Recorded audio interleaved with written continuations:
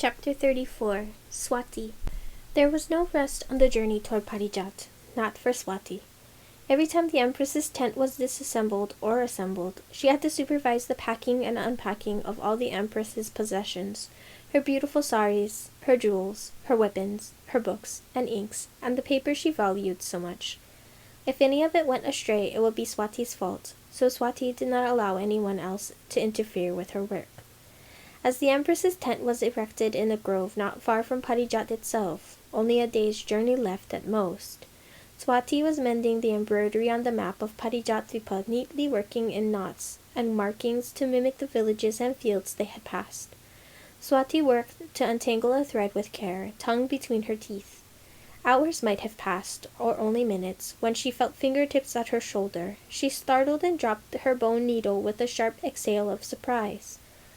"I'm sorry," said a voice. The accent took a moment to place. "Duawali."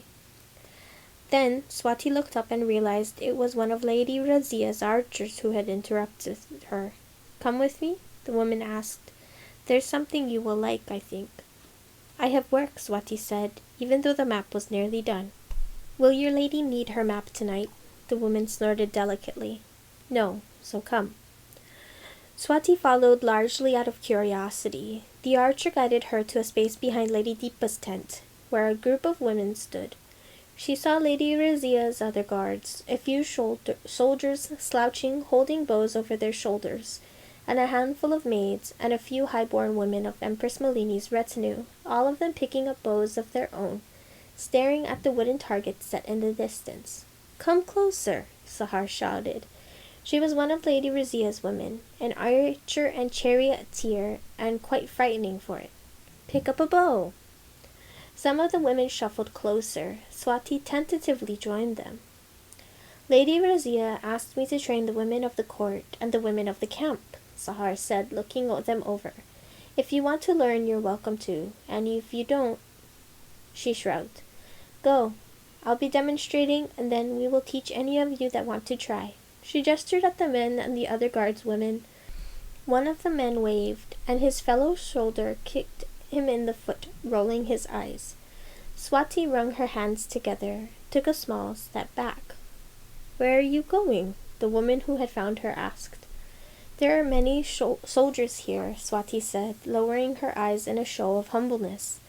As she did so, she cast a glance around. The many booted feet of Lady Razia's guardswomen, the delicate sandals of some of the high-born women, the feet of the women beside her in narrow boots beneath the dark salwar kameez. She looked up and met the eyes of the Ahiranya advisor, Sima. Swati had not known what to think of the Ahiranyi when they first arrived, but she'd always had a vague sense that the Ahiranyi were lesser. Not truly Parijat because of what their ancestors had done, and the gods they believed in. But the temple elders of Parijat were her mistress's allies, so she had been respectful. When she'd heard men muttering about witches, she'd simply done her best to ignore it. Sima was giving her a questioning look.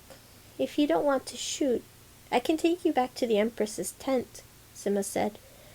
Was it safe, Swati wondered, to talk alone with an Ahiranyi woman? Could she curse Swati just by looking at her? Perhaps some would claim it wasn't safe. But Sima had shot at a golden fish with Lady Razia and shared barbs with Sahar, a woman Swati greatly admired for doing all the things Swati would never dare to do in 1,000 years. Killing, for one, drinking a whole glass of arak in one swig, for another. So Swati stayed where she was and admitted, "I feel shy, and I don't believe I would be very good at it." Why, oh why, had the archer dragged her over? "Here," said Sima. "I'll show you some basics myself." She smiled, her cheek dimpling. "I'm a kinder teacher than Sahar, I promise you. I used to teach the children back in Ahiranya." "Oh, Swati hesitated. "You don't have to," Sima said, with that lilting Ahiranyi voice of hers. "But when you're in a war, sometimes knowing you have some power, even if it's fragile, even if it's nothing against what's coming, it helps." Swati raised her head properly and looked at the tents. The war camp.